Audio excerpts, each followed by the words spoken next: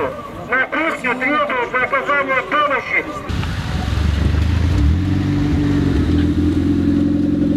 Вновь прибывшим. Подходите, пожалуйста, для регистрации к синей палатке. Да, записывайтесь.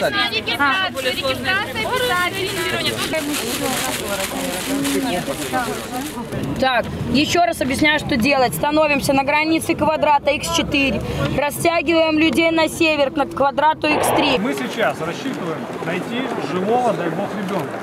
Дети потерявшиеся, они испугавшиеся, они могут спрятаться.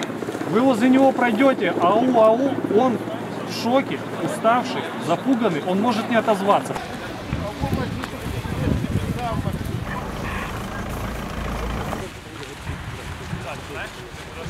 Здесь есть подготовлены наши специалисты, задача которых заключается в том, чтобы организовать вот эту вот 1000 людей неподготовленных, обеспечить их безопасность и поставить им задачу. Не хотели, чтобы вот так выстроили цепь и в эту сторону, вот так закрыли и на эту дорогу вышли. Люди звонят, спрашивают, что привезти. Мы уже говорим, продукты точно не надо, потому что у нас реально перебор.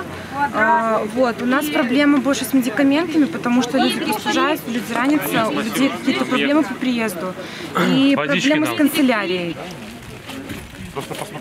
Хватили очень большой радиус, безумно большой уже радиус. Где-то даже проверяем повторно, чтобы исключить моменты, где что-то кого-то пропустили. На данный момент сегодня здесь около 1000 человек. 1000, это я уже говорю про волонтеров, не говоря о ПНЧС и милиции. Ребята, стойте, я сейчас к вам подойду. Обнаруживаются следы, обнаружен был шалаш, обнаружена была еда. И это все обрабатывается и осматривается. Недавно была найдена жилетка детская. Тоже сейчас осматривали, вывозили группу следственно-экспертную, то есть сотрудников МВД. Они осмотрели, родителям показали, не подтвердилось. То есть жилетка это была не нашего мальчика. Как долго вы будете искать? Будем. Будем еще, будем. Не знаю, еще пока не сдаемся.